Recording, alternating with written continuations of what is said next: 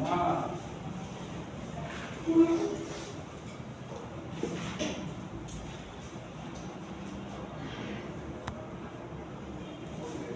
a hablar de un poco los aspectos de la clasificación, la adaptación de un recién nacido, el examen físico, una clase particular. Intentamos abarcarla, ya le dije a los docentes que a las 10 que los soltaba aguanten, porque la clase es larga, porque antes esta se daba en dos años. Se daba en dos clases, pero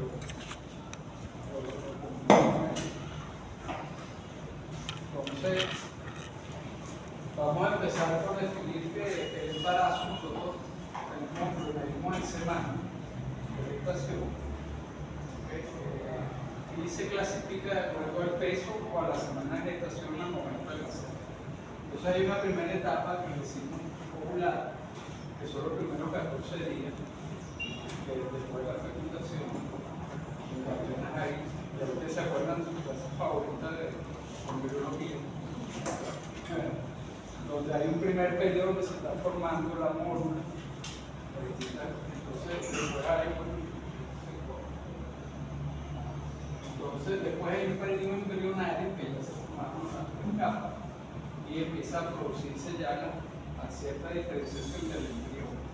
Esto va del día 15 hasta la semana 11. ¿Verdad que el mouse está activo?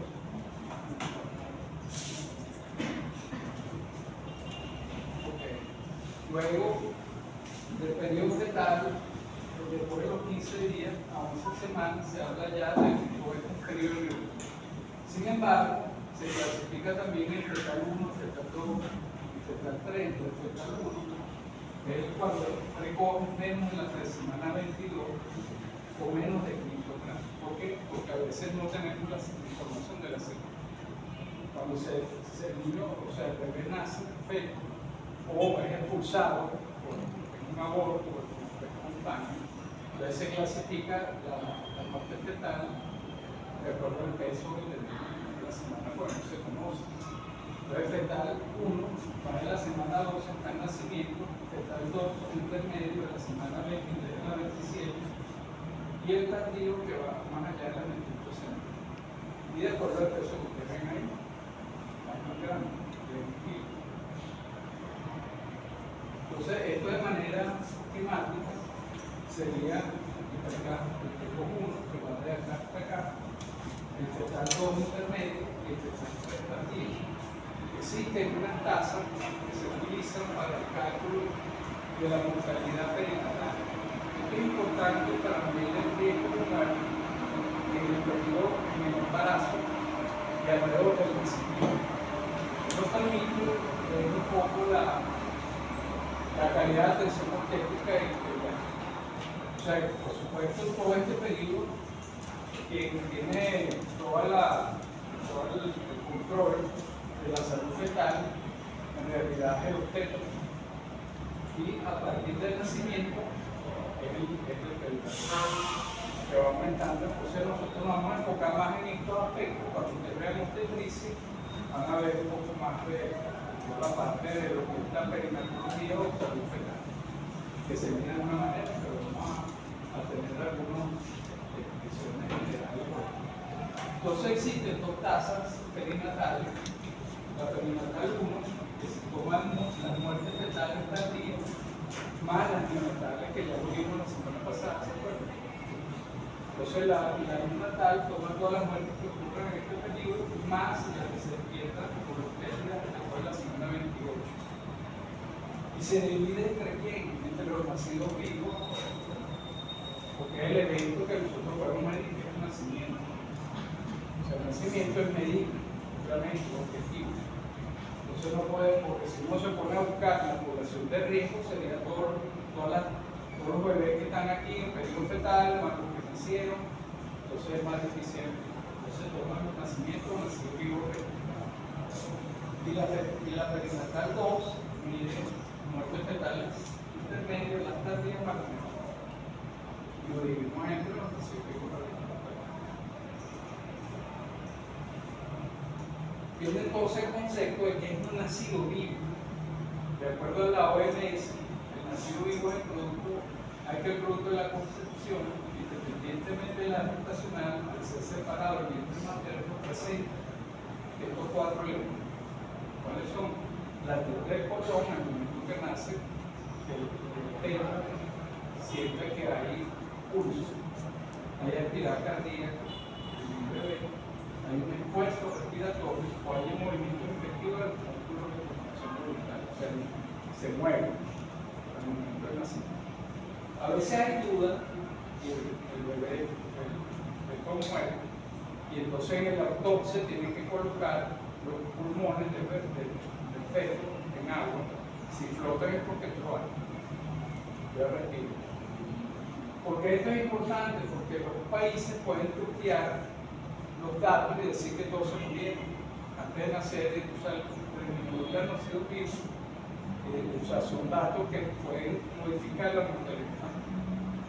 Entonces la OMS estableció esto como un criterio y la muerte fetal sería que, producto de la concepción, que una vez separado del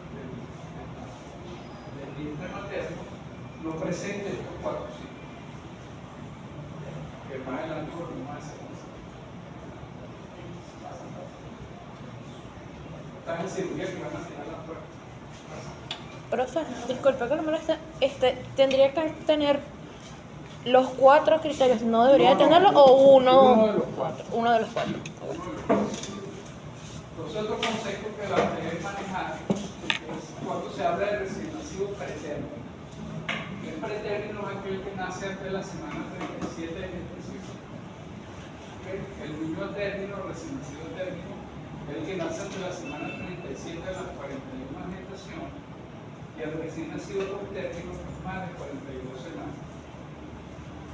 Entonces hay un criterio ya de edad gestacional en relación en qué momento el nacimiento se le dice de distintas maneras. Pretérmino a término. Pretérmino, o sea, la etapa abarca todo cualquier semana que sea antes de 27. O sea, pueden nacer a los 28 Si semanas. nace vivo, sí. Ok. Esa resignación pretérmino y hay pretérmino en el término. Mientras más menos semanas, más. Lo que pasa es que existe un punto que se llama viabilidad, o sea, a partir de cuándo es viable. Más o menos de la semana 20. De acuerdo a la tecnología y la capacidad médica de cada hospital y de cada país. Entonces, la viabilidad puede variar. Entonces, de repente, por 20 semanas estamos hablando de menos casi 500 gramos. Pero un prematuro de 500 gramos es bien difícil que sobreviva. Pero va a sobrevivir. Pero ¿dónde se desarrolla? Aquí no. Aquí debe tener más de 1,5 kg para separar. Entonces la viabilidad es relativa de funcionar. Pero se determina la viabilidad en cuanto a la capacidad mundial de poder sobrevivir. Entonces se dice a partir de aquí se puede conseguir. Pero esos son casos a término, bueno, no hay duda, y el por término más allá de la cualificación. Existe también una clasificación que se utiliza por peso de nacer. Ustedes tienen los recién nacidos de bajo peso, son aquellos, todos los que nacen de los menos de 2,500. Pueden ser pretérmino, postérmino o altérmino. Todos los que nacen por debajo de 2,500 se le dice de bajo peso de nacer. O sea, quizá con el pretérmino no tanto, porque va a depender de la edad gestacional. Puede ser que su edad gestacional se sea adecuada. Los nacidos altos para su edad, o sea, pesos altos son más de 600, y los pesos muy bajos extremos por debajo, tenemos el debajo del 1000 y del 1500. Entonces, de acuerdo al peso, uno puede decir, por ejemplo, los 500 es de bajo peso al nacer, pues menos del 1,5 kg o decimos de acuerdo a que, porque eso es importante, porque mientras más bajo el peso, la mortalidad es mayor. El 60-70% de los muertos perinatales tienen relación con eso. Entonces, a su vez, vamos a tener que cada grupo clasifica, o sea, los pretérminos, a término y postérmino, a su vez tienen un peso alto, un peso normal y un peso bajo. Entonces vamos a tener una variación que va por encima, por ejemplo, grande para la edad estacional, por encima del 390, por encima del 90, adecuado al que va de 10 a 90 y pequeño al que va por la perfecta. Y de acuerdo a la, entonces tenemos edad estacional, peso. ¿Que sigue? Vamos a ver una gráfica. Tenemos entonces 9 clasificaciones, que es un poco lo que a cada recién nacido a nacer se le coloca en la historia. Esto es importante porque nos va a medir riesgo, ya vamos a ver más adelante por qué es importante. Esto fue diseñado en los años 50 y así se utiliza. Entonces vamos a tener los pretérminos que son pequeños para la edad estacional, adecuados para la edad estacional y grandes para la edad estacional. Desde el punto de vista de abreviatura, porque no todos en la historia se puede escribir recién nacido, pretérmino, pequeño, porque entonces sería muy engorroso escribir todo eso. Entonces se le coloca RN a todos que son recién nacidos, ¿ok? En mayúscula. Después si es pretérmino se le coloca PT minúscula. Y si es pequeño para el edad estacional se coloca coma PEG en minúscula. Así que, okay. Si es recién nacido pretérmino, entonces se le coloca RN en mayúscula, PT en minúscula, todo seguido, coma, AEG en mayúscula. Adecuado para la educación. No todos los servicios, o sea, cuando yo pasaba por los servicios neonatales, todos eran así. Ahorita algunas veces hay recién nacidos que uno ve neonatales que no le ponen las cosas, porque la jefa anda por eso, pero se lo olvida. Entonces, RNPT, AEG, por ejemplo. Y si es grande para la edad estacional, ya la imaginarse que va con mayúscula. Si es a término, todo es mayúscula, RN a término. Ya si es pequeño, todo es minúscula, PG. Después coma AEG, adecuado y grande para la educación. Entonces así sucesivamente. El posttérmino, como tiene la misma letra, PT, se coloca en mayúscula. La resignación posttérmino, en mayúscula. Y de acuerdo a la propuesta. Fíjense entonces, tenemos esta gráfica que nos dice, esto fue diseñado por la doctora Luchenko, que a medida que el niño nace más cerca de esta área, ¿cuál es esta área? Fíjense que está entre P10 y P90. Y entre la semana 37 y la semana 42. Todo lo que nacen aquí, ¿qué sería? Si nació a término adecuado para el niño. Los niños que nacen aquí tienen un riesgo casi cero de morir. Por eso es importante apuntar al centro de la. Imagínense que esto es una diana y este es el centro. Mientras el niño apunta más cerca del centro, menos riesgo de muerte tiene. Mientras más se aleja, el riesgo de muerte es mayor. Y las patologías son distintas. Entonces, el que está acá, ya sabe entonces que es recién nacido. Término adecuado. El que está aquí. Pretérmino. Por ahora pedir. Pequeño. No, aquí es pretérmino. Pequeño para la edad estacional, sería lo que está acá. ¿Cierto? Lo que está aquí. Pero pretérmino. Entonces el peso, por ejemplo, lo que yo decía del peso que depende, los 2.500 de aquí, es el P10 de la mayoría de los niños paternos, pero pudiera tener 2.500 y estar acá, aquí. Y entonces él no es de bajo peso, en realidad es un pretérmino, pero adecuado, un peso adecuado para la alimentación.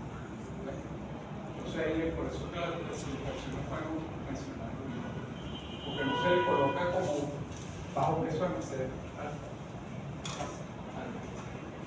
Y el que está aquí Está término, pero grande para la educación. Sí, grande. Fíjense, es la misma gráfica, pero por los problemas que podemos tener. Entonces, por eso es que les decía que es importante. Aquí tenemos los de bajo riesgo. ¿Okay? Pero los que nacen aquí, por ejemplo, ¿quiénes son estos que están acá? Son por términos, dice problemas A y problemas E. Pero los problemas A son síndrome de dificultad respiratoria, hipoglicemia, distocia del parche cerebral. Estos son los problemas que pudiéramos tener. ¿Por qué? Bueno, pues el síndrome de dificultad respiratoria puede ser que al estar acá haya tenido sufrimiento fetal. El sufrimiento fetal es el niño que al nacer hay hipoxia, porque el parto se pasó, la placenta ya no lo alimenta igual. Si no lo alimenta igual, tampoco lo oxigena igual, porque después de la semana 42, la placenta empieza a perder su capacidad de intercambio de gases y de fluido. Entonces el niño empieza a sufrir cierto grado de hipoxia y cierto grado de hipoglicemia.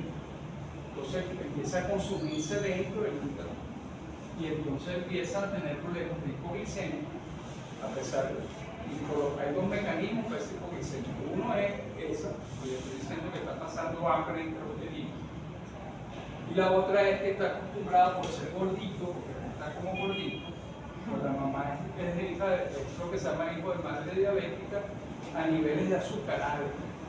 Y al no pasar la glucosa ya, porque la placenta se ha envejecido, o él nace ya en ese momento, y no hay aporte de glicemia de la madre, él tiene niveles de insulina un poco más elevados.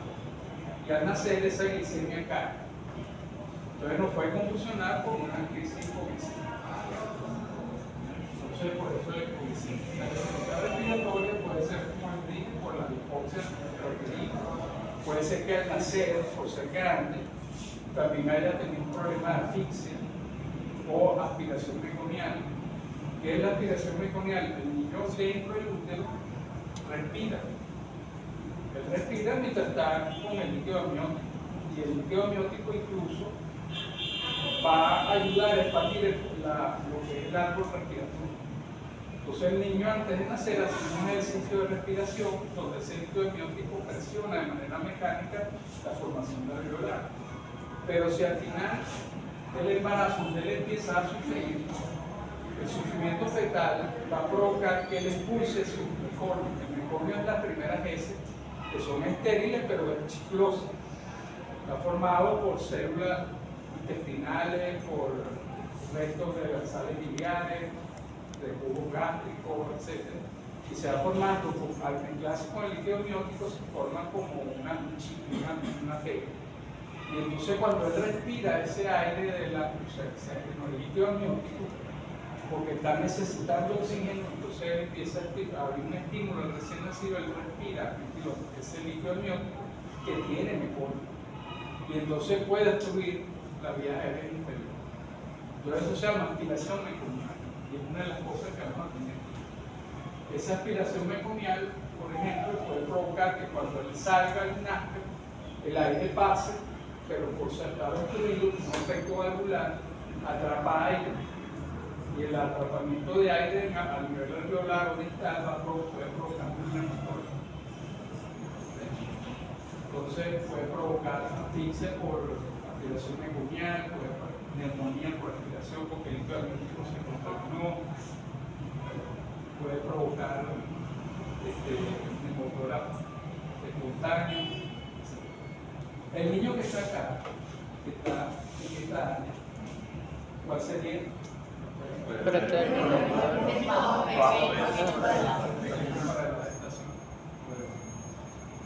T y C, fíjense que aquí tiene T, pero tenemos hiperbilirubinemia, anemia, hipotensión y urina.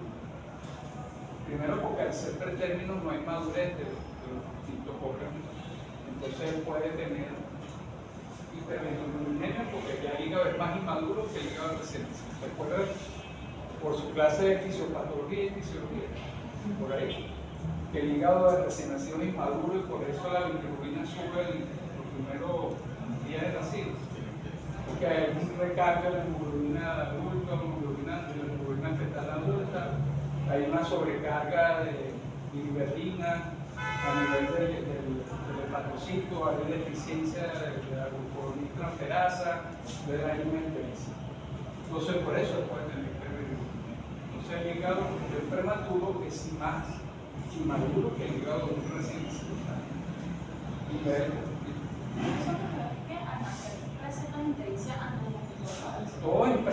Todos tienen ictericia. Lo que pasa es que la ictericia puede ser patológica o fisiológica. El que ustedes vieron en fisiología lo presenta después de las 48 horas, no dura más de una semana, no tiene valores más de 13. Eso es lo que se denomina la ictericia fisiológica. Si presenta por encima de esos valores, dura más de una semana, presenta hasta las 48 horas, patológico. Y se debe investigar. Entonces, la glicemia, por ejemplo, aquí se dice hipoglicemia, porque en este caso, porque un recién nacido pretérmino no tiene reserva. No tiene reserva. Entonces, si nace ahí, la glicemia va a caer rápido. Va a tener aflicción neonatal, va a tener posibilidades de infecciones, más todavía porque el prematuro tiene menos barrera, menos posibilidad de defenderse de infecciones internas, la manipulación en parto va a provocar, etc. Entonces, este cuadrito yo se lo voy a pasar a Michelle. ¿Dónde está Michelle? Yo se lo paso a Michelle para que todos ustedes traten de buscarle una explicación a cada por qué ocurre. ¿Okay? Como ejercicio y lo discuten con su instructor en la porque todavía vamos a demorar mucho. O sea, ¿cuál es la muerte fetal? Que ya se lo mencionaba antes. El producto de la concepción, independientemente de la edad gestacional, al ser separado el vientre materno no presenta alusiones vitales, que ya lo vimos. O sea, no presenta nada de eso. Entonces, eso es una muerte fetal. Y tenemos dos conceptos distintos ahí, dentro de la muerte fetal. Aborto es la pérdida del punto de vista clínico. Aborto es la pérdida antes de la semana 28. ¿Okay? Sería la muerte fetal 22. Mientras que el mortinato se le denomina al que se pierde después de la semana 28. Entonces es distinto porque pudo haber, generalmente los abortos espontáneos son muy tempranos y tienen que ver con patologías maternas. Generalmente en este caso, cuando hay muerte, uno busca si la muerte es provocada por una afección materna, que puede ser desde un ser incompleto, útero biforme, por ejemplo, mala inserción, desprendimiento prematuro del placenta, etc. Hay enfermedades propias de la placenta, que no realizan el cuerpo que recoge la placenta, el desprendimiento de decir, y están las causas de feto. O sea, el feto es inviable porque viene con una malformación congénita importante. Entonces lo hace inviable y compatible con la vida y se pierde. Y al perderse, hay una expulsión de la concepción. Una vez que el niño nace, que tiene todo el proceso de parto, ustedes lo van a ver bien en obstetricia. ¿Cuánto ven en obstetricia ustedes? ¿Cuarto?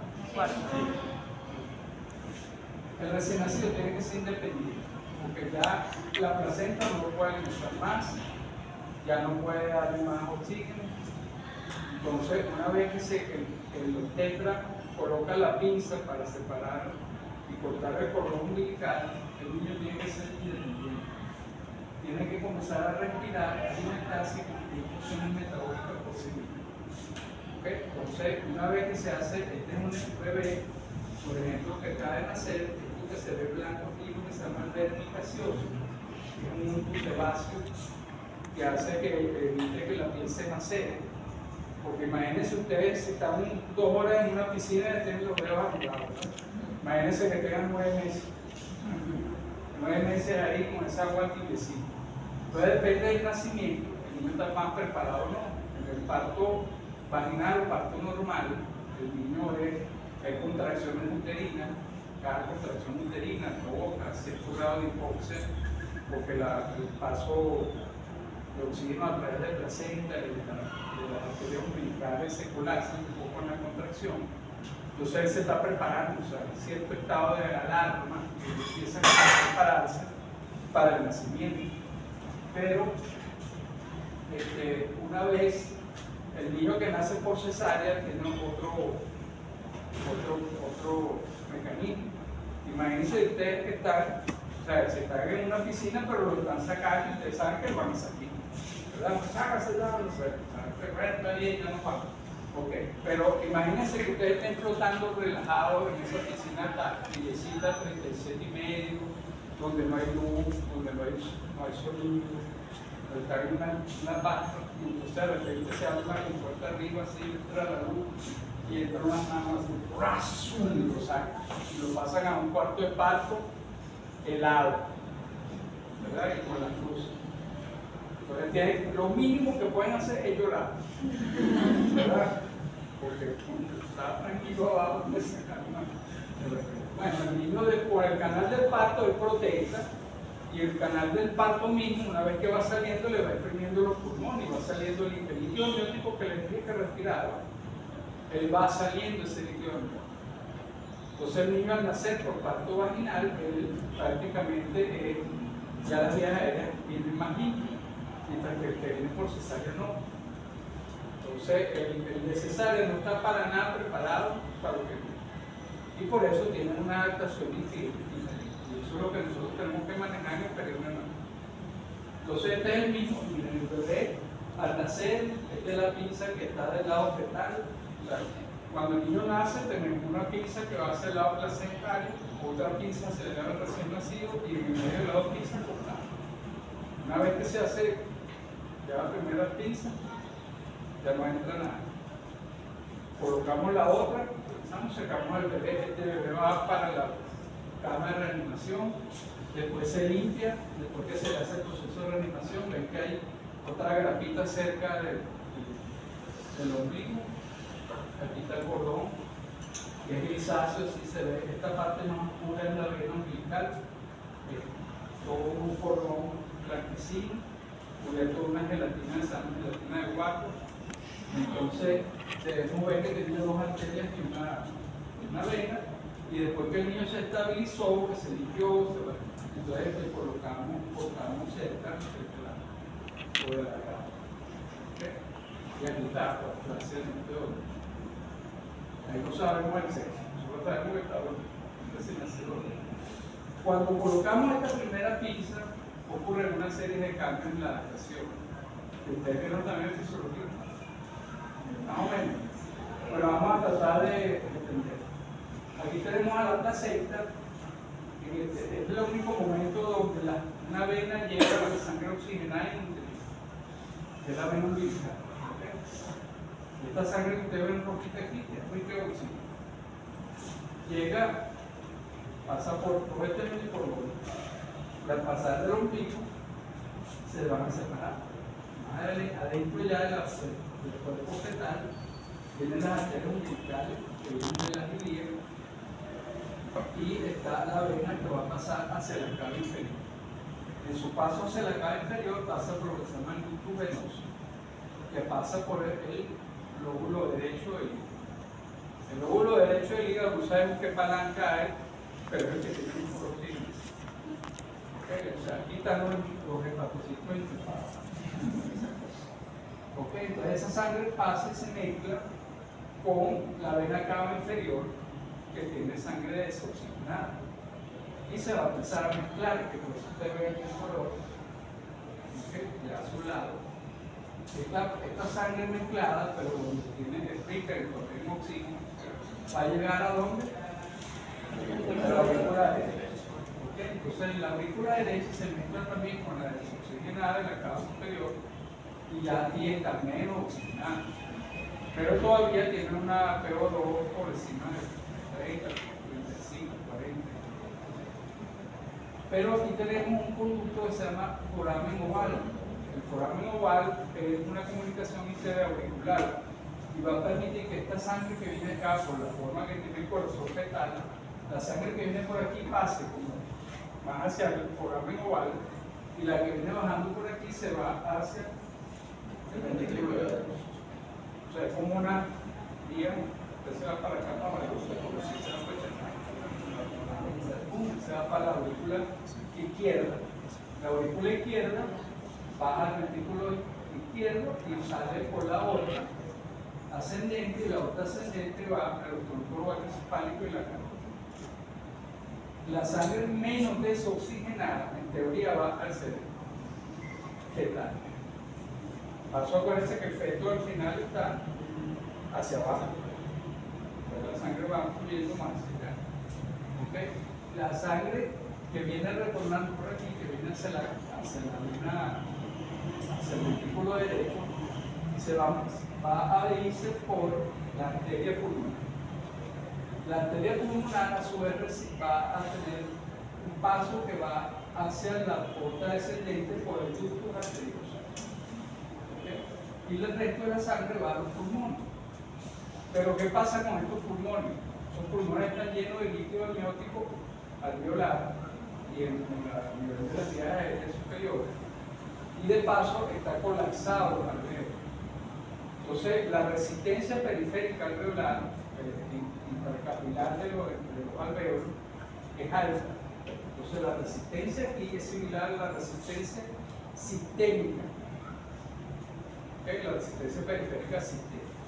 Más bien acá, por el hecho de que las arterias umbilicales van a un lecho amplio, que es la placenta, el sistema venoso arteriovenoso periférico tiene menos resistencia que el sistema pulmonar. Entonces, en el feto,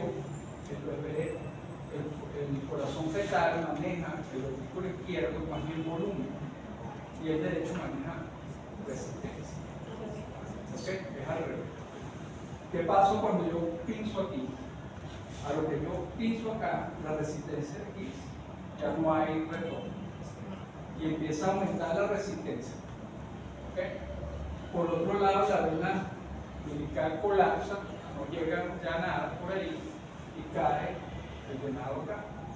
Al caer el llenado aquí, el flujo sanguíneo que venía de aquí para acá empieza a pasar para acá. ¿Por qué? Porque simultáneamente el bebé, al respirar, al esa primera respiración, expande el pulmón, gracias al surfactante no colapsa el alveolo. La resistencia periférica, primero porque el pulmón es así pequeñito y colapsado.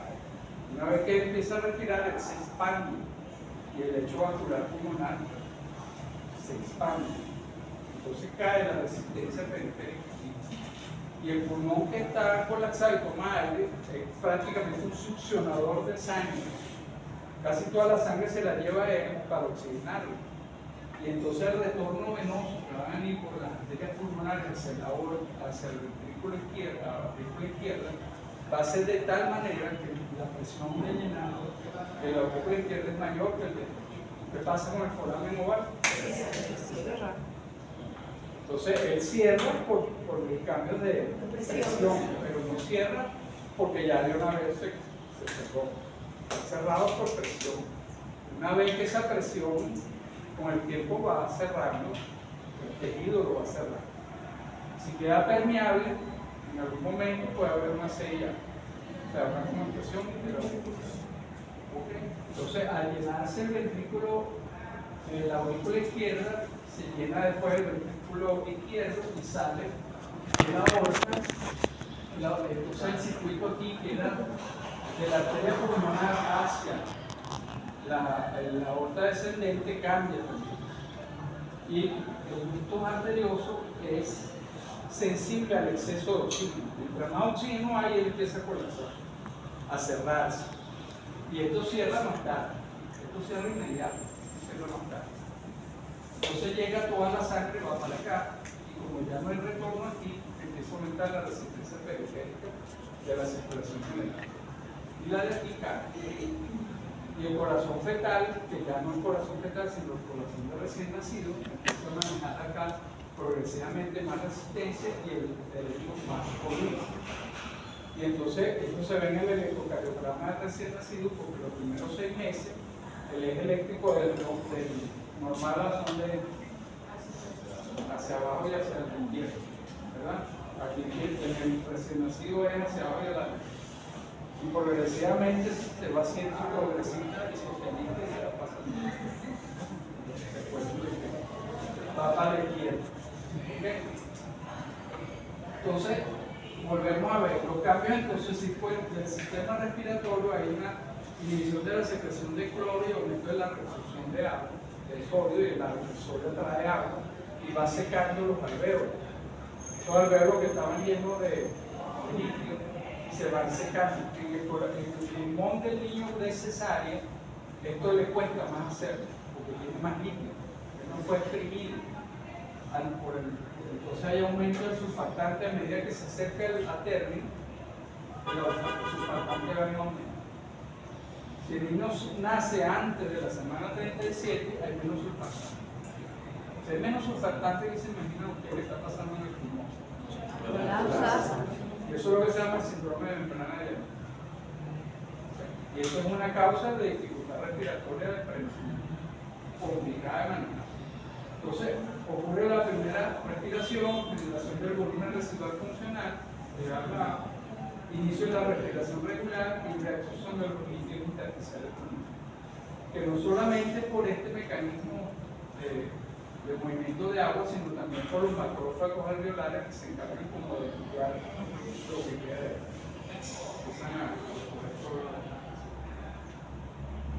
En el aparato circulatorio tenemos el cierre de la circulación umbilical, inicio de la respiración, aumento de la presión de oxígeno. El feto está acostumbrado a presiones bajas de oxígeno y puede manejarlo por la hemoglobina fetal. Una vez que nace, ya eso empieza progresivamente el cambio de hemoglobina, que no es inmediato, no que de un día para otro, eso se demora de 2 a 3 meses. Y esa caída de la hemoglobina progresiva, fetal, y aumento de la hemoglobina adulto va a hacer lo que se llama la anemia fisiológica del recién nacido. Ahora vamos a conseguir valores más bajos.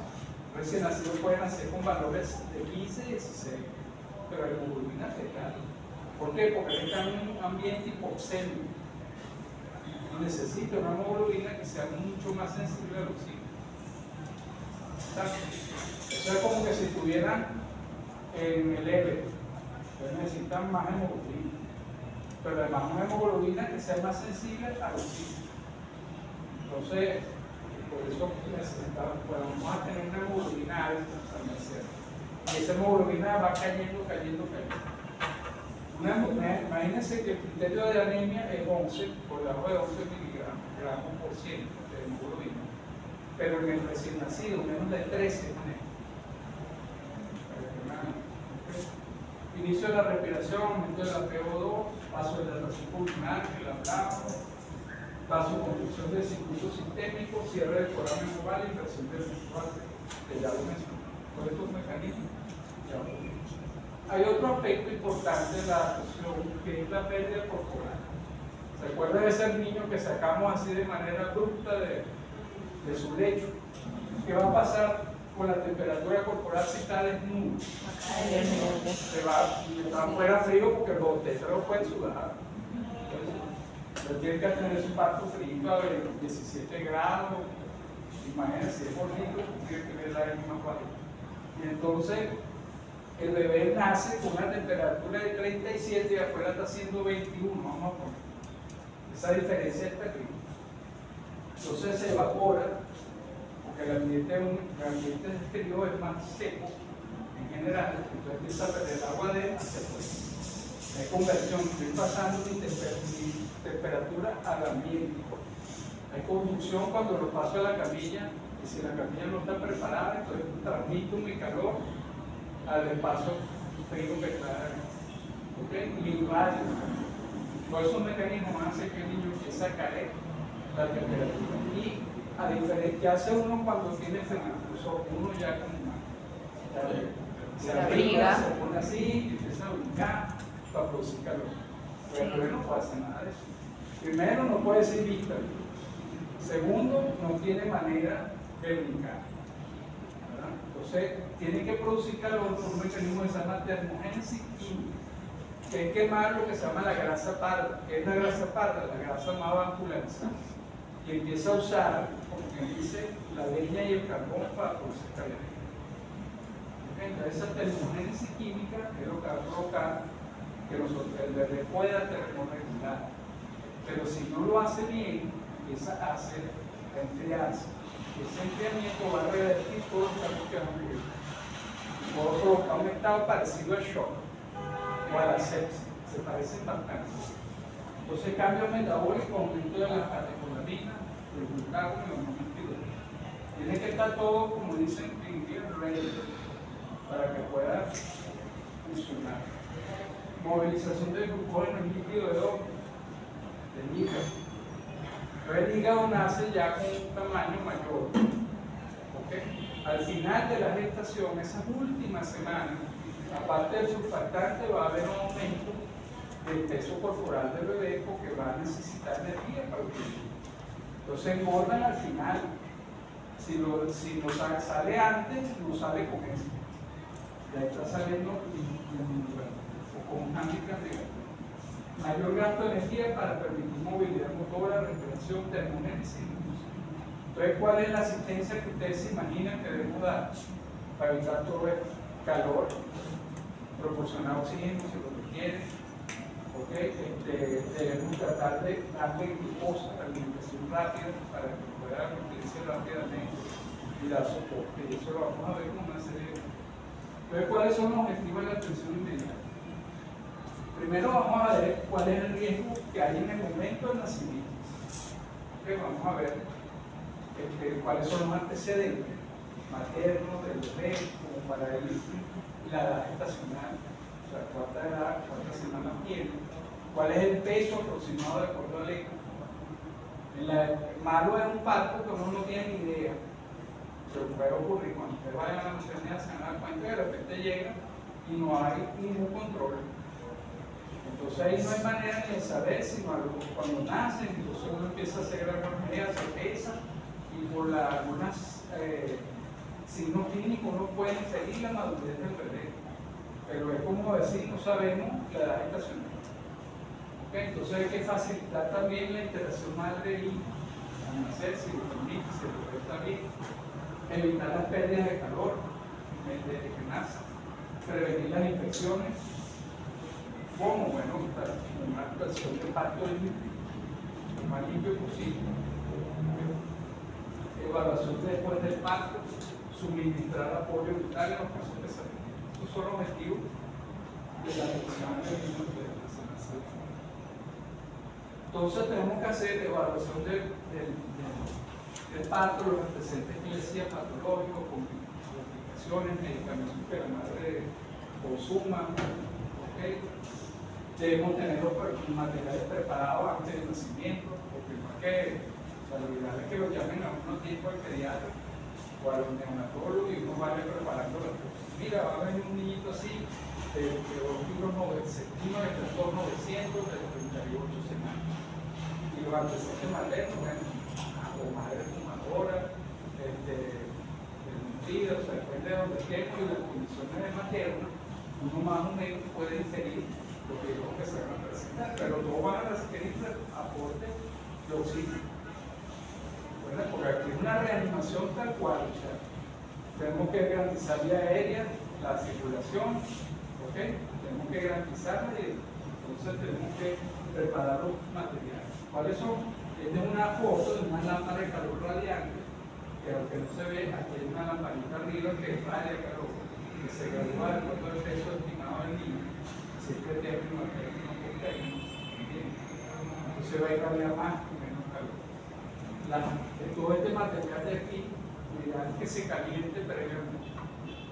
¿Okay? Y tener las cosas que necesitamos siempre, necesidad de incubación, imagínate que ustedes salen de esa piscina y alguien los espera con una toallita calientita. Y entonces después que sale la toallita calientita y estás abrigadito y dices, mira, tiene una bebida. Ah, magnífico. Entonces nosotros tenemos que garantizar permeabilidad de las vías aéreas superiores. Desde que él asoma la carita en el nacimiento, por vía vaginal de los tétanos, con una sonda o una perita limpia la cara del bebé y aspíralo. En ese momento que los tétanos lo hacen, acuérdense, la cara del bebé está afuera, en interinidad materna, pero el vector ¿dónde está? En el canal del padre. Entonces está saliendo secreción, entonces todavía está conectado a su corazoncito, todavía respira ahí, por ahí. Entonces en ese momento aspiramos, la cara, le limpiamos bien la vía aérea superior, después el niño sale y se coloca de esta manera como para facilitar la salida del líquido. ¿Ok? Se coloca y se le pasa el pelo. Entonces uno recibe el muchacho todavía con la cabeza hacia abajo y lo coloca en la cama. La camita de reanimación es esta. Y empezamos a hacer otros test y le damos más. Entonces aquí probablemente tengamos que pasar una sonda para aspirar un poquito más de piel, más profundamente, y si es por cesárea, hay que aspirar y pasar una sondita al estómago, el estómago también lo tiene, así como respira el líquido amniótico, el niño de glúteo, él tiene la barriga aquí, la funda, él tiene dificultad para respirar con todo eso. Imagínense, ustedes saben un restaurante tan lleno que tienen que pinzado posterior del cordón, que es cuando pinzamos ya el cordón aquí, aspiración del estómago, como decía, evitar la pérdida de calor, entonces por radiación, por toallas cálidas y del secado, y se empieza a secar el cuerpo. Y esto es todo el proceso de manera secuencial. Nace, aspiración de orofaringe. No se hace en caso del líquido meconial o líquido meconial fétido o infección o depresión. Esto no se hace en estas condiciones porque el niño no lo va a poder.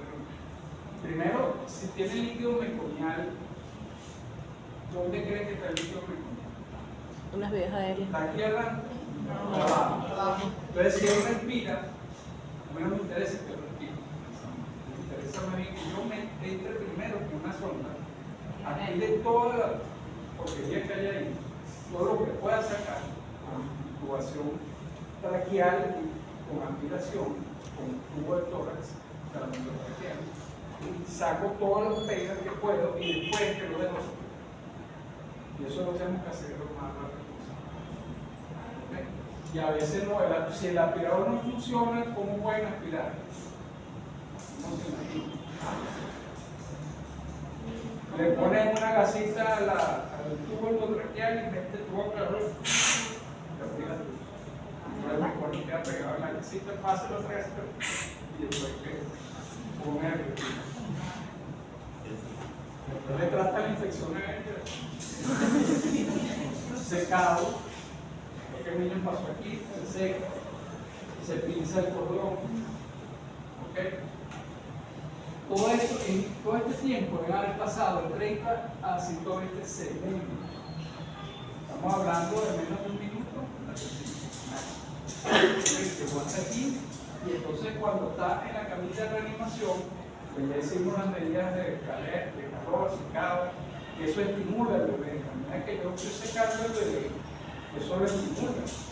No hay que darle ninguna manera con la película vieja. No, la sola estimulación del secado hace que el frío, o sea, por más que haya salido de la piscina relajado, descansa. Entonces, el niño va a llorar, y al llorar, me vas a tener que cerrar ahí porque le están negando los esquitos de su mal importantes. Bueno, entonces, ¿la respiración es espontánea, sí o no? Esa es la pregunta que nos hacemos acá en este tema. ¿Respira bien? ¿Sí? Respira bien, tiene más de 36 semanas, un poquito pretérmino o más. Su peso es más de 2 kilos, no hay una patología evidente. Bueno, está bien, está respirando, se puede pasar el contacto madre-hijo de una vez, ahí mismo, porque el calor del cuerpo materno le da calorcito y ya lo secamos. Tiene alguna, no cumple este criterio, entonces va al procedimiento de rutina, pasa a neonatal, donde hay que hacer otras cosas. No lo podemos dar una vez, se le muestra la mamá rapidito y se va a neonatal.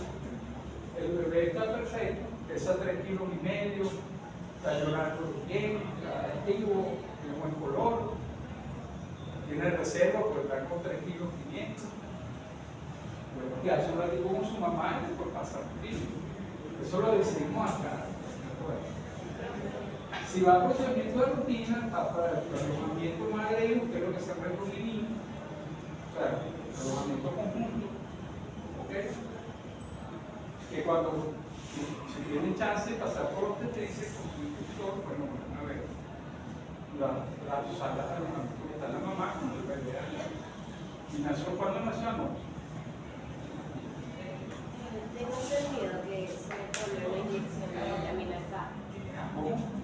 Tengo entendido que se le pone una inyección al recién nacido de vitamina K. Ajá, sí, ya vamos para allá. Ah, Eso es aquí, procedimiento de rutina. Pasa que no tuve En el caso del pensamiento tardío del cordón, que se usa tipo de cordón de adelantir, ¿eso es esos 30 y 120 segundos es suficiente? ¿O allí no toman en cuenta no, eso el del cordón, pensamiento no, tardío? el cordón tiene que estar pinzado ya. O sea, después que el niño se ha parado, nació, empieza a entrar.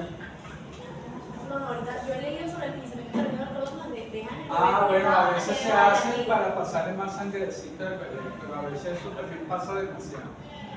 Entonces se le dice unos segundos, esos segundos son prácticamente lo normal. Si lo dejan mucho tiempo, ya antes había unos tetras que agarraban el cordón del lado materno y hacían. Entonces la echamos nacer con 19, 20 purines, entonces tenemos otro problema, porque una sangre espesa. No nos ayuda, no ayuda el padre. Entonces es mejor, o sea, mientras se inclina un poquito, la sangre pasa. No pasa nada. Depende de la patología previa, si uno espera ya que haya algún problema, se hace.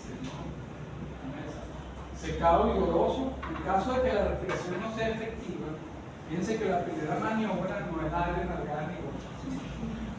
Estimulación táctil, o sea, es un secado más fuerte, como sacudirlo un poquito. Y eso va a ser por despierta, porque a veces los bebés, si la mamá le pusieron anestesia general porque era una cesárea, y no le podían dar la epidural, estaba dopado, entonces no va a respirar, tiene que despertarse. Entonces la respiración espontánea ocurre después de la estimulación, sí, pasa falta. No, entonces viene la reanimación, ya vio, hay que intubar, entonces aquí va a depender, estos cuidados van a depender si va a meditar a los puntos o a la mayoría. Por eso ustedes ven que esta flecha es gruesa, porque la mayoría va a pasar. Después más delgadita, cuidado intermedio y un pequeño grupo entonces. Eso va a depender siempre término, con asfixia perinatal, o sea, depende de las condiciones. Entonces, una vez que el niño nace, se hace, apenas nace, se viene en la camisa de reanimación, se haga lo que se llama el test de ACLA, que está, recuerdo al apellido de la doctora Virginia Acker, que hizo el test. Se hace el test de ACLA, que vamos a hablar de más adelante, se hace una limpieza de cordón, se hace un examen físico breve. Ese examen físico breve y dirigido es simplemente ver general. Lo que hacen todas las mamás, tienen 2 ojos, una nariz con 2 huequitos, una boca, 2 orejas, 4 miembros con 5 dedos. Ok, tiene su cordón umbilical y se le ve un género definido. Hay un género, o el masculino o el femenino. Ok, entonces, congratulations, Miss Baby, Miss Boy, congratulations. Ok, entonces, lo que haga después con eso es. Entonces, se busca la evidencia de traumas técnicos, porque a veces los niños mientras más grandes son en peso, bueno, no me pueden pedir otra cosa, pero soy se busca evidencia de traumas técnicos. No, a ustedes no les gusta mucho ese término porque son niños pero son traumas por parto, laceraciones por parto. Porque puede ser que sea muy grande, entonces hubo un moldeamiento cefálico para poder pasar por el canal del parto. A veces son tan grandes que los tetas sí tienen que provocar una fractura de clavícula para poder sacar. ¿Okay? Entonces, hay momentos que tienen que actuar para poder sacar el bebé. Entonces, esos traumas que pueden ocurrir en el momento es que hoy debe ser no también puede haber cefalomatoma, o capucocerario, que es otra cosa, que más adelante lo vamos a ver, y ver si hay anomalías groseras que no fueron vistas en el eco. ¿Okay? O sea, por ejemplo, un dedito supranumerario, por ejemplo, que le falta un dedito, ese tipo de cositas así pequeñas que a veces no se detectan en.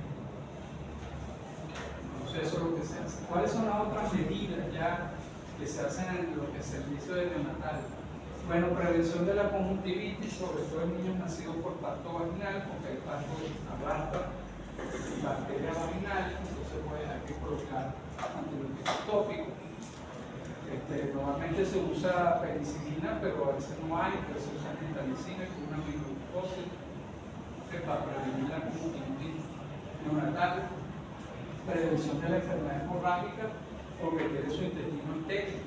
No hay producción de vitamina K, que se inyecta vitamina K intramuscular, que fue lo que mencionamos por acá. Detección neonatal de aminociduria, hipopigmentismo y otras patologías genéticas. Si se sospecha que hay un problema, por ejemplo, de opacidad de grupo, o que va a ser una influencia no fisiológica, no integral, se toma del cordón mismo, aprovechando que tenemos ahí, se toma las muestras de hemoglobina, el titiaje, prueba de pulso, todo por el mismo sangre del cordón, y otras tomas de muestras se aprovechan que el cordón está abierto y se ponen ahí. Cuidado, porque obviamente la sangre que trae el cordón es la misma que el resto. Entonces, cuidado de RT, ya es donde se piensa que se baña, se le pone su aceitico, se peina, se viste, se le pone su brazalete, se besó, se talló, se anota si tolera la viola o la lactancia, si orinó y se va. Estos son todos los cuidados. Que se hace un bebé y bueno, todo el mundo feliz. Alojamiento conjunto, inicio de la lactancia materna y se identifica. Estos son los cuidados. ¿Qué es el TDA? Que vamos a medir el TDA. La vitalidad recién nacido se hace inmediatamente. ¿Okay? Son 5 signos clínicos fáciles de escribir, se hacen al minuto, están haciendo al minuto de nacido y a los 5 minutos y hasta 10 a 15 minutos de edad. Pero los dos primeros momentos son los más importantes, a los minutos y a los 5. Permite clasificar de acuerdo al resultado el neonato que requiere reanimación que el que lo requiere. Y se clasifica de acuerdo a los datos que vamos a tener y se va a valorar frecuencia cardíaca, el esfuerzo respiratorio, tono muscular, la irritabilidad refleja. Entonces tenemos acá frecuencia cardíaca, esfuerzo respiratorio, tono muscular. Entonces aquí lo podemos ver A de aspecto. Aspecto igual a color. P, pulso, o frecuencia cardíaca. G, grito, o el caracol cardíaco. A, actitud, o tono muscular. Y R, respiración. Para que se acuerden. ¿Ok? Entonces, 0 puntos, 0 de frecuencia. 1 punto menos de 100. 2 puntos más de 100. ¿Le han ocultado al grupo? ¿Han ocultado al grupo? Adultos lo han ocultado. Sí. Han tomado su frecuencia cardíaca. Sí. Es fácil. Imagínense en esta frecuencia. Recién nacido su frecuencia normal es 120, 116. Eso, se me está calentando el agua ahí. Esto es. Imagínense que usted es un adulto en el recién nacido. Entonces, si ustedes pueden contar la frecuencia respiratoria de un recién nacido, está bradicardia, tiene menos de 100. Pero tienen que estar contando que tienen 98 a 97. No se les está viendo eso. Lo que usted va a colocar el copio y va tiene más de 100. Ahí no interesa saber, tiene 125. Porque van a demorar en eso. Si no tiene más de 100. ¿Qué hace? Tiene color.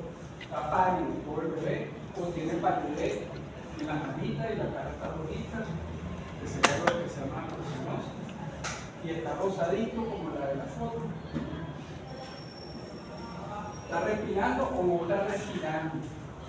Porque si no está respirando, te engañea. Está respirando más o menos, está respirando irregular, está respirando. Pero que ustedes van a ver aquí, y están llorando bien, está respirando bien hasta allí. Si está llorando, no tienen que hacer la actividad refleja porque está aquí. Yo la actividad refleja, le estoy pasando, o sea, yo le paso la sonda para aspirar. Cuando estoy aspirando, ¿qué va a hacer alguien que le metan una cosa por la nariz? Se va a molestar. Entonces, si él no hace eso, porque está tan deprimido que pasa la sonda fácil, hace algunas muequitas, se queja. Entonces, ven que no es tan complicado, porque eso apenas lo coloca. Uno le pasa la sonda, le pone un fluoroscopio, ve el color y ya.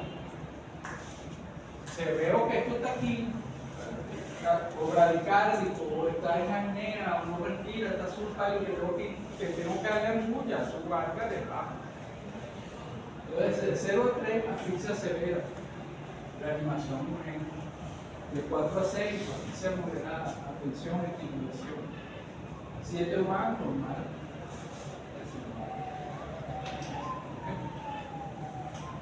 Hay otro test, ahora es que el test de Silverman-Anderson, tenemos la prueba física que valora la función respiratoria. Esto no es inmediato, es un momento que vamos a tratar de ver si el niño se está adaptando a la vida extrauterina.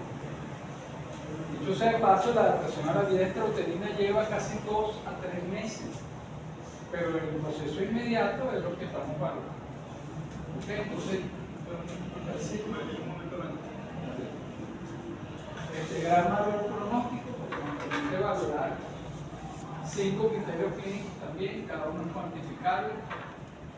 Suma total interpreta la dificultad. Aquí es contrario, fíjate, la academia está más junto, está mejor o peor. Mejor. El Silverman es mientras más puntos, peor. Entonces, el puntaje más bajo, mejor pronóstico. Si la puntuación más alta se ve. Entonces, que mire, aleteo nasal, que es como carísimo. No es así, no es un floppy. No es un floppy, cada vez que toma aire, tejido respiratorio que se oye con el estetoscopio o sin el. Y la gente cortada que se levanta la cerquillita, respiración tifoidea. Y el tórax, normalmente el niño cuando toma aire también, el pulmón y los atoros suben. ¿Por qué? Por el uso del músculo diafragmático. Si empieza a ver desbalance, comienza a. Entonces, eso es lo que vamos a medir: 0 puntos, no hay aleteo nasal, no hay tejido, el tiraje intercostal está ausente, no hay respiración abdominal, y la respiración es sincrónica. Una recién nacido no tiene dificultad respiratoria. Este es Silverman-Anderson, se usa el recién nacido, pero sirve a toda la edad, pero no se le llama TS. Pero al nacer se le llama así. Entonces a ella le dio nasal mínimo, se había querido con el estetoscopio. Apenas hay visible tiraje intercostal. Es normal que tenga un tiraje intercostal un niño que está lactando, porque el tórax del bebé no son huesos duros, son cartílagos. Y entonces cuando toma aire, el pulmón se colapsa. La pared torácica no es tan rígida como la y los costillas son horizontales. A medida que va creciendo, va aumentando. Entonces tenemos apenas visible y empieza a ver cierto retardo y a veces entidades soportadas. Aleteo nasal marcado, es audible sin estetoscopio, hay marcada actividad intercostal, hay una represión internal importante y hay balanceo. Entonces, cuando tiene Ella 0 puntos sin asfixia ni dificultad respiratoria. De 1 a 3 puntos, respiración leve, dificultad respiratoria moderada y la hipotermia es importante, porque yo me acuerdo que tuve un caso una vez que las enfermeras no ven las medidas natales y entonces la incubadora se sobrecalienta. Entonces, ¿qué hace cuando está con calor? Estaba así. Entonces se le ocurrió abrir la incubadora. Abrieron la incubadora, de par en par, y después se olvidaron los muchachos, y el frío y empezó a tener dificultad respiratoria. O sea, no es algo que uno puede cuidarse. Hay otros signos que recuerda que yo les decía que no se pueden valorar, no sabemos la edad gestacional, a pesar de tener eco, la edad gestacional debe valorarse. Entonces la edad gestacional vamos a medirla por los signos de maduración. Estos signos, hay varios test. El hecho de que existan varios test es porque ninguno es tan bueno. Porque eso es así. Uno es bueno perfectamente, y hay unos que con unos puntajes complicadísimos, que es el de Capullo y Valar, que se utilizan en la observación neonatal, y el tal es que no se lo saben ellos mismos, lo tienen pegado en la cara. Y Usher también. ¿Ah? Usher también es uno. Usher es uno. El de Usher es más sencillo, porque es un solo elemento físico. Y lo que dice es pretérmino o término. O sea, que tú sepas que está, no me han dicho pretérmino o atérmino. O sea, estos 3 tests son para calcular la edad gestacional. Se basa en el signo físico y el signo neurológico. El Valar y Capurro toman los signos neurológicos. Usher es solo Físicos. Entonces, ¿cuáles son? Firmeza del cartílago, grosor y transparencia de la piel, diámetro de nódulos mamarios, presencia de los pliegues plantares, aspecto genital y cantidad de extrusión del lámina. Que cada uno de ellos ya vamos a signo neurológico, tono muscular y reflejo primario presencial. Entonces, el test de Valar, que es el que la cátedra considera más adecuado, pero es muy complicado, que es criterio neurológico y criterio físico.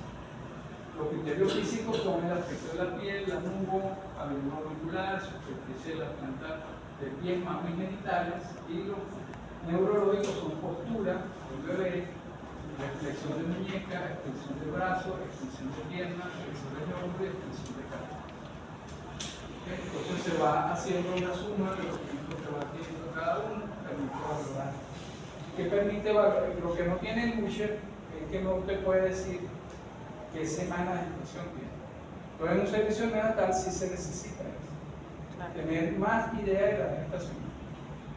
Para el que está atendiendo un rural y no está haciendo neonatal, obviamente lo que le interesa es si estoy mandando prematuro. Estar prematuro es, bueno, para el médico general o el pediatra general no necesita tanto el Valar. Cuando uno está con neonatal, pues uno usa el Valar o el Capullo, por ejemplo. Entonces se establece una puntuación y se saca una puntuación, y con esa puntuación se va de tal a tal semana y así. No le pedimos que se lo sepan todo si esto. No se lo sepan y escuchen. Ya eso lo van a trabajar en grupo. Eso se basa en lo siguiente. El anugo, mientras más prematuro, el anugo es como un vellito, como la piel de naranja, que se ve en el cuerpo del bebé. Mientras más prematuro, más la nubo. Mientras más a término, ya no hay la nubo. Y hay vello y diferenciado. Igual el cabello. El cabello es muy fino, a veces ni se separa, pero el cabello de un niño a término es diferenciado. O sea, un pelito de oro. Eso es madurez. En la medida que va avanzando la madurez, desaparece la nubo y aparece vello. Entonces la nubo nos permite ver al lugar. Superficie plantar. Bueno, la superficie plantar prácticamente es lisa, la planta del pie es lisita, mientras que a medida que se acerca al término empieza a arrugarse. Entonces vamos a tener pliegue, según toda la técnica en pie, tanto es así que se usa la huella del pliegue para identificar lo que se hace. Entonces, mientras más liso, más prematuro. Más arrugadito, más alto. Ok. Las mamas. no se ve. En el prematurito a veces se ve como un puntito que es el pezón. Algunas veces se ve como si lo hubieran dibujado el pezoncito, dos puntitos. Después empieza a aparecer más notorio y empieza a ver una areola, y a veces llega a ver una areola levantadita por efecto congénito. Entonces, mientras más visible, más tamaño, mayor tamaño, es más alterno. Mientras menos tiene, menos alterno es. Porque el ojo y oreja van a estar los párpados presentes, identificables, abrir los ojos. La oreja, en la medida que va avanzando en edad, se va formando el cartílago del pabellón de la oreja. Entonces, el pabellón de la oreja, el niño pretérmino, si no tiene cartílago, yo hago así con la oreja se queda ahí. Porque no hay cartílago. La oreja hace esto porque tiene cartílago. Entonces, a la medida que el niño nace, alterne, hay cartílago, yo lo hago así nada más con la oreja y se regresa. Genitales masculinos, entonces hay un escroto que es aplanado y liso en el prematuro, puede ser que ni siquiera exista el testículo, porque el testículo va en camino, porque todavía es pretérmino, y al testículo del mismo término, que ya es un testículo pigmentado, arrugado por efecto incluso hormonal, y los testículos se alargan y se notan, porque está muy pigmentado por efecto hormonal anterior. Ese color, esa pigmentación se va perdiendo y se va haciendo más retraído y más grueso el escroto, el niño le puede nacer. En el caso de las niñas, entonces el clítoris es prominente, los labios menores y mayores prácticamente están aplanados, y a medida que va avanzando en edad gestacional, los labios menores primero son más prominentes, el clítoris es más pequeño, después el labio mayor, y los mayores cubren al menor y no se ve el clítoris. ¿Okay? Y hay pigmentación alrededor del labio. Eso es en el niño, la niña término y el pretérmino. Estos son los signos neurológicos. La postura, el niño pretérmino está así, no tiene tono, tú le levantas el bracito y punto. La mano está extendida, a medida que tiene tono el recién nacido haciendo esto, y se va a engarrotar, y entonces usted le levanta el bracito, está con el acta. Mira, esta es un acta del equipo que no presentó. Sí, la tengo aquí. Pero lindo. No. Yo te la firmo. Si aquí están subidas, De aquí. se lo voy a dar para que no se me olvide. Yo le dije que a las 10 que lo venía. Ok. Déjame aquí. Voy para allá. Entonces la mano es así, después se va a hacer el rebote así. ¿Okay? El signo del rebote es, o signo de la bufanda, que es el prematuro, yo le pongo el brazo así, se le queda así como una bufanda. Y en la medida que el niño tiene fuerza, pues yo la vuelvo. Eso es el signo de la bufanda del rebote del brazo. El ángulo oblicuo es similar, estos son similares. Este es simplemente la postura y este es el signo. O sea, tiene los brazos así y ya vuelve, regresa.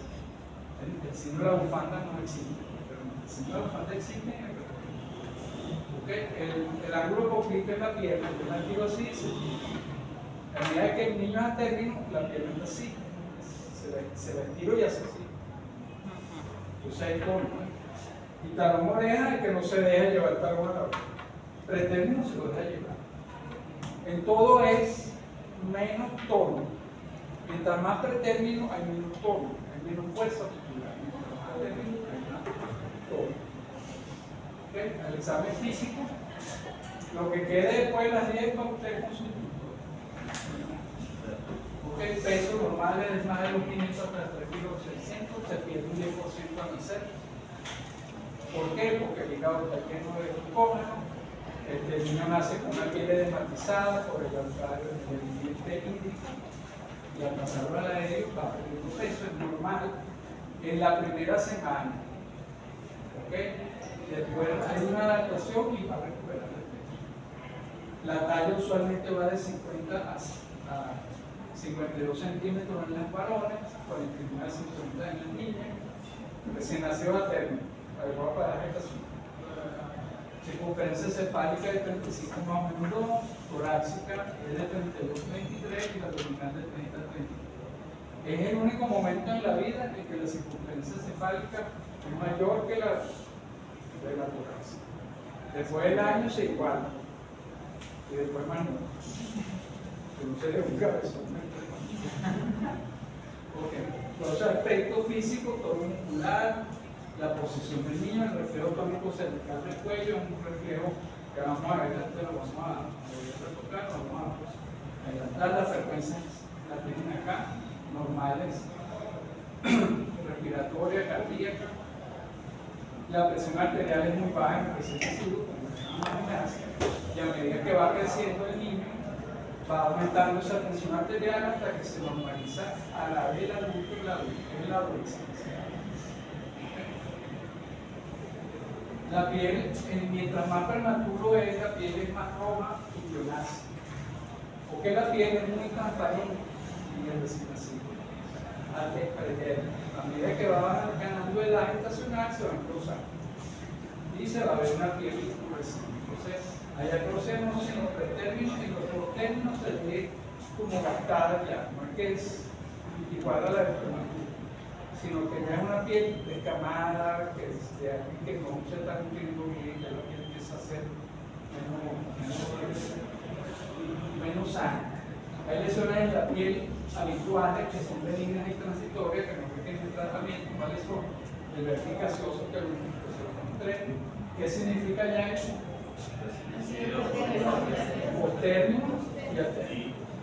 Porque el anugo, un vello fino, blanco, maduro, presente en cráneo, ceja, hombro, es más parecido a la piel de Durán, para que no se le brote.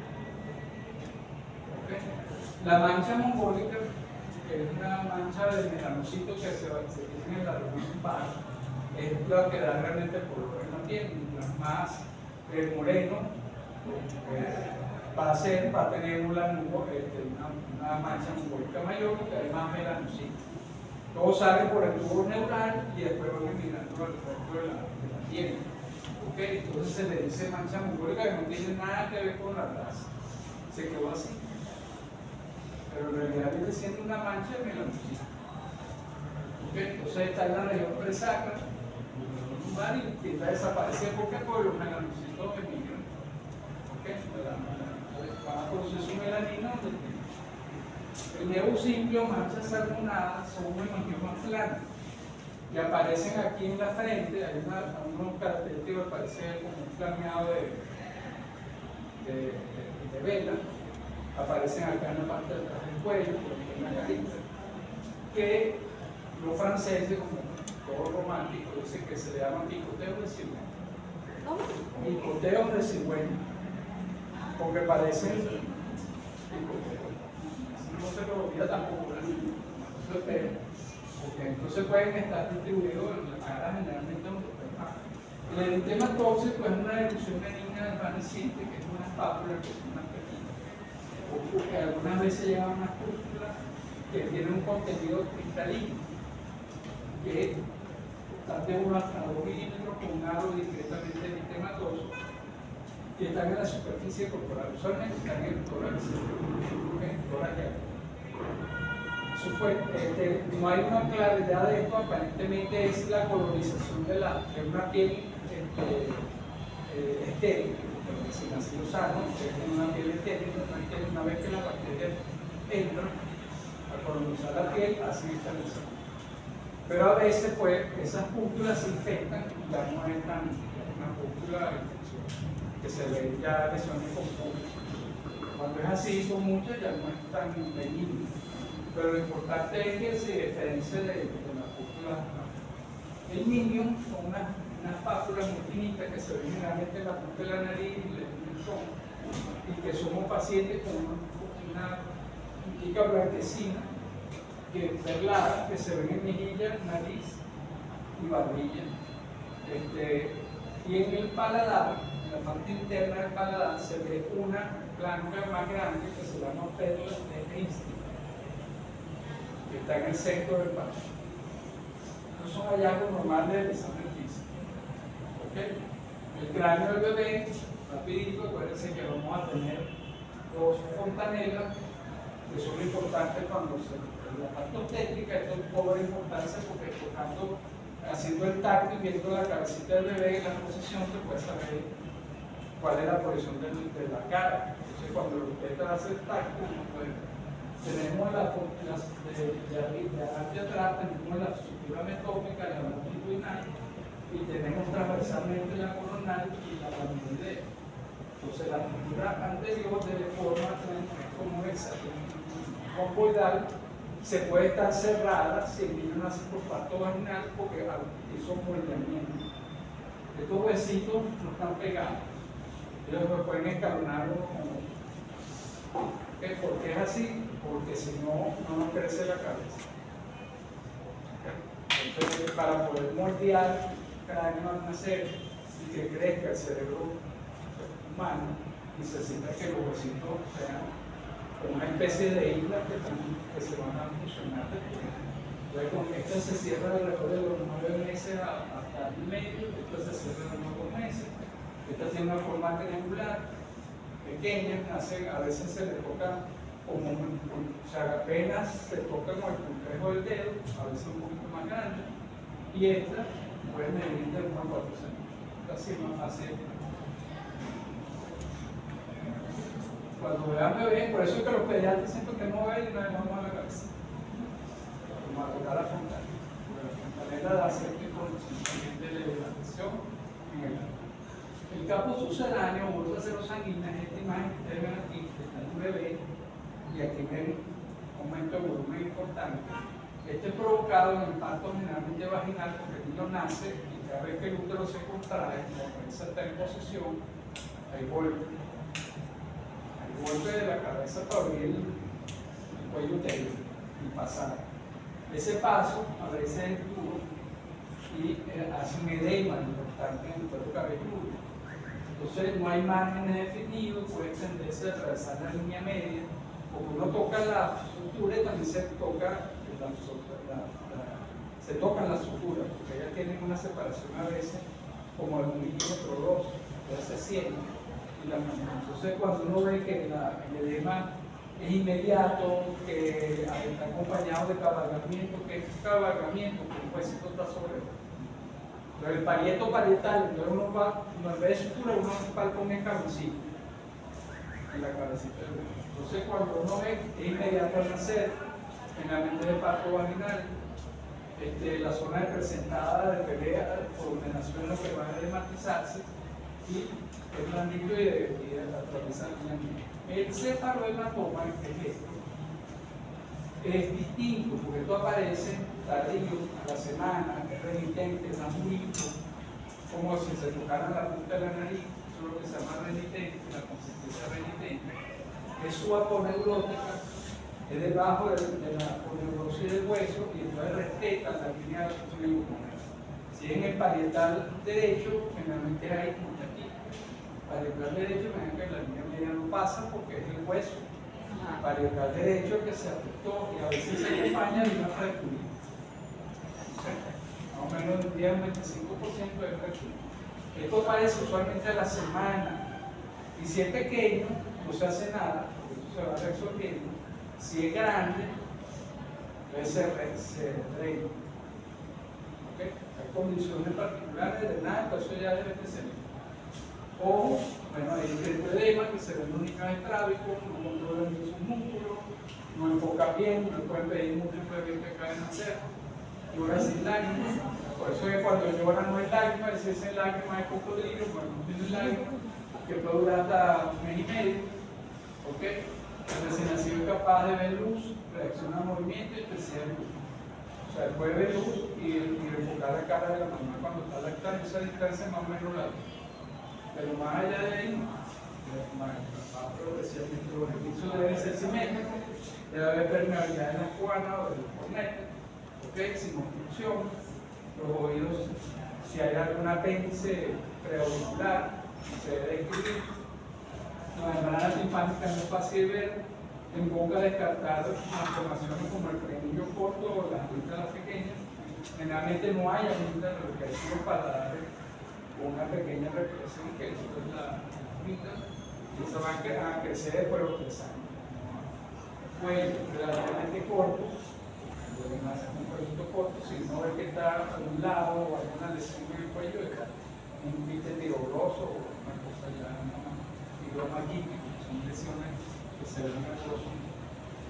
En el tórax pulmón, bueno, las pequeñas horizontales, como les mencionaba, la respiración que es la traumática, ya creo que hemos hablado bastante de la respiración. Y el corazón tiene el latido de la punta, es en el cuarto espacio intercostal, línea media clavicular, no en el quinto espacio intercostal. ¿Okay? Entonces, en el cuarto espacio intercostal, línea media, es más chiquito, obviamente más centrado. ¿Okay? Pueden haber algunos soplitos iniciales. Normalmente en las primeras horas puede haber soplo porque está el proceso de adaptación que mencionamos y hay más turbulencia. En el abdomen, el hígado palpable, es menos frecuente el polo del vaso, pero es posible en los riñones se pudieran palpar en el recién nacido.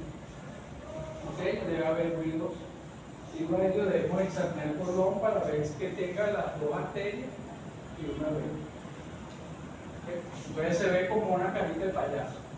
Los dos ojitos son las arterias y la arteria es una bolita ancha. ¿Okay? Genitales, hay lo que se llama el fenómeno estrogénico, que vamos a describirlo rápidamente, que es la glándula lunar de tamaño, que se lo mencioné, labio mayor y prominente, puede haber una secreción vaginal blanquecina o leucorrea fisiológica por efecto estrogénico. O sea, acuérdense que la mamá pasa estrógeno al ese estrógeno puede provocar que incluso haya epitelio a nivel uterino que se forme y sangre, puede pasar la suficiencia y puede tener un sangrado vaginal y todo el mundo sale corriendo y hay un efecto. Eso es totalmente normal, algunas lo hacen. Y el varón puede tener un poquito de edema hidrocele fisiológico a nivel testicular y puede tener las mamas un poquito grandes. ¿Qué se debe hacer? Nada, porque una vez que los estrógenos pasan, se aplana. Y no espicharlo como hacen alguna gente por aquí, y usted termina con un tremendo absceso mamario visualizado. Entonces, ¿qué vamos a evaluar? Pues identificar ambos sexos, descartar malformaciones, las líneas como la parte genital que ya la describimos. Entonces, alrededor del 95% de las primeras 24 horas hace su misión, igual la evaluación, que realmente es el principio, ver que las extremidades sean simétricas, examinar mano y pie, que tengan una malformación, se hace una maniobra que se llama maniobra ortolágica, que es para verlo de las caras. El niño nacido por parto vaginal, posición podálica, son los que tienden a tener, o sea, que vienen de pie, son los que van a tener más posibilidades de tener una distancia de desarrollo de la cara. ¿Okay? Entonces eso se puede ver por asimetrías del pie y el otro signo que van a poner ahí. ¿Okay? Pero por el momento es, tú haces la maniobra para ver y las caderas y eso. El llanto ya está, lo van a valorar en la parte ya práctica. La del llanto, postura, que lo hemos mencionado, todos los reflejos propios del recién nacido, se pueden mencionar rapidito. El moro, presión palmar, que es agarrar las cosas, el moro que hace que se resulta. ¿Okay? La marcha automática que uno pone el bebé sí, al tocar los pies en una superficie dura, así como así. Es un pasito más. El reflejo de galán es que lo coloco boca abajo y le toco por el lado de la cadera y no me pega por un lado. El galán, no galán. Porque es un galán, ya sabes.